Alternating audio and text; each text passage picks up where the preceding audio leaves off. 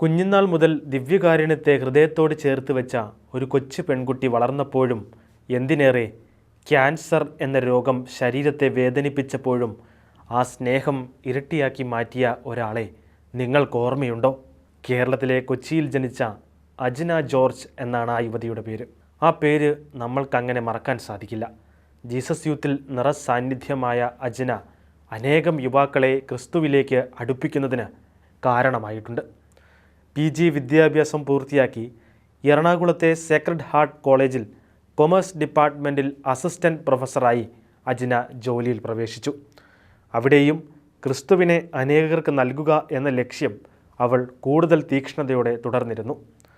അങ്ങനെയിരിക്കെയായിരുന്നു 2017 അജ്നയ്ക്ക് മുഖത്ത് ക്യാൻസർ സ്ഥിരീകരിക്കുന്നത്. ചികിത്സ ആരംഭിച്ചെങ്കിലും രോഗം കണ്ണുകളിലേക്കും ചെവിയിലേക്കും ചുണ്ടിലേക്കും കരളിലേക്കും വ്യാപിക്കുന്ന അവസ്ഥയുണ്ടായി. ഏതൊരാളും തളർന്നു പോകുന്ന സാഹചര്യത്തിലും അവൾ തകർന്നു പോയില്ല. അവളുടെ മുഖത്തെ പുഞ്ചിരിയെ മായ്ക്കാൻ രോഗത്തിന് സാധിച്ചില്ല. 2020 നടന്ന കേരള നഴ്സസ് മീറ്റിൽ വെച്ച് ദിവ്യകാരുണ്യമാണ് തൻ്റെ ശക്തിയെന്ന് രോഗബാധിതയായ അജ്ന പ്രഘോഷിച്ചപ്പോൾ അത് അനേകരിൽ ഒരു വലിയ വിശ്വാസത്തിൻ്റെ അടിത്തറ പാകി. ക്രമേണ ഒരു കണ്ണിൻ്റെ കാഴ്ചശക്തിയും ഒരു ചെവിയുടെ കേൾവിശക്തിയും നഷ്ടപ്പെട്ടു. ദിവസങ്ങൾ കഴിയുന്തോറും അജ്നയുടെ ശാരീരികാവസ്ഥ വളരെ മോശമായിക്കൊണ്ടിരുന്നു. ആ വേദനകൾ ആത്മാക്കളുടെ രക്ഷയ്ക്കായി സ്വീകരിക്കുന്നതിന് അവൾ വാഗ്ദാനം ചെയ്തു. രോഗാവസ്ഥയിലും എല്ലാ ദിവസവും വിശുദ്ധ കുർബാനയിൽ പങ്കെടുക്കാൻ അമ്മയോടൊപ്പം പോകുന്ന അജ്നയെ കാണാമായിരുന്നു. കാരണം അത്രമേൽ ദിവ്യകാരുണ്യത്തെ ഈ മകൾ സ്നേഹിച്ചിരുന്നു. കോവിഡ് കാലത്ത് ദേവാലയങ്ങൾ അടച്ചിടുന്ന സാഹചര്യത്തിൽ വരാപ്പുഴ അതിരൂപതയിലെ ഫാദർ ജിനിലിൽ നിന്നുമാണ് ദിവ്യകാരുണ്യ ഈശോയെ അജ്ന സ്വീകരിച്ചിരുന്നത്. അതുകൊണ്ട് തന്നെ ലോക്ക്ഡൗണിലും കുർബാന മുടങ്ങുന്ന ഒരു സാഹചര്യം അജ്നയുടെ ജീവിതത്തിൽ ഉണ്ടായില്ല എന്ന് വേണം പറയാൻ.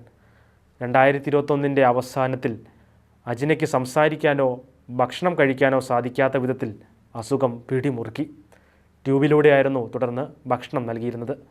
ആശുപത്രിയിൽ തുടരുന്ന സാഹചര്യത്തിലും ദിവ്യകാരുണ്യ ഈശോയുമായി അവിടേക്ക് വരുന്ന ഫാദർ ജീനിനെ ആകാംക്ഷയോടെ കാത്തിരിക്കുന്ന അജ്നയെ കാണാമായിരുന്നു. അജ്നയുടെ ദിവ്യകാരുണ്യ ഭക്തി പലപ്പോഴും ഫാദർ ജീനിനെ അത്ഭുതപ്പെടുത്തിയിരുന്നു. മരണത്തിന് തൊട്ടു മുമ്പ് വരെ ദിവ്യകാരുണ്യ യേശുവിൻ്റെ സാന്നിധ്യം അനുഭവിച്ചാണ് അജ്ന നിത്യസമ്മാനത്തിനായി യാത്രയായത്. അജ്നയുടെ മൃതസംസ്കാര വേളയിൽ ഫാദർ ജീൻ അവളെ കാർലോ അക്വിറ്റിസുമായിട്ടായിരുന്നു ഉപമിച്ചത്. കാർലോയെപ്പോലെ ദിവ്യകാരുണ്യനാഥനെ സ്നേഹിച്ചവളായിരുന്നു അജ്ന എന്ന് ഫാദർ ജീൻ പറയുകയുണ്ടായി.